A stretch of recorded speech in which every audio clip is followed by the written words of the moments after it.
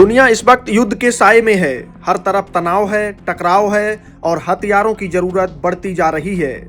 ऐसे माहौल में इजराइल ने एक ऐसा फैसला लिया है जिसने अमेरिका को चौंका दिया है और भारत को एक नई पहचान की ओर ले जाता है। इजराइल के प्रधानमंत्री बेंजामिन नेतन्याहू ने साफ कहा है कि अब उनका देश सिर्फ अमेरिका पर निर्भर नहीं रहेगा। इजराइल अब भारत और जर्मनी के साथ मिलकर हथियार बनाएगा। मतलब साफ है, भारत अब सिर्फ हथियार खरीदने वाला नहीं बल्कि हथियार बनाने और सप्लाई करने वाला देश भी बनेगा। नेतन्याहू ने कहा कि भारत और जर्मनी में हथियार बनाने से इजराइल को आज़ादी मिलेगी, तेजी से सप्लाई होगी और भरोसेमंद साझेदारी मजबूत होगी।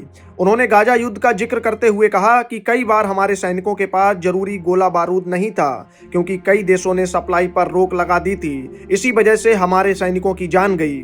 अब ऐसा दोबारा नहीं होने दिया जाएगा। इजराइल अपनी हथियार इंडस्ट्री को आत्मनिर्भर बनाएगा। इन बयानों से एक बात साफ हो गई है, अब इजराइल को भी समझ आ गया है कि लंबे समय तक सिर्फ अमेरिका पर निर्भर रहना ठीक नहीं है और अगर किसी देश के साथ लंबी साझेदारी निभाई जा सकती है तो वो देश है भारत। इसी बीच अमेरिका भी हरकत में आ गया है। भारत में नए अमेरिकी राजदूत सर्जियो गोर एक्टिव मोड में नजर आए।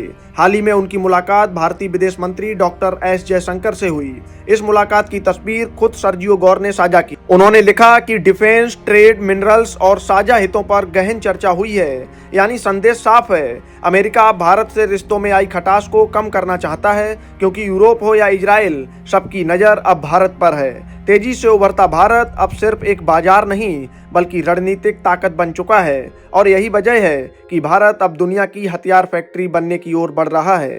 Bureau report, Bharat update desk.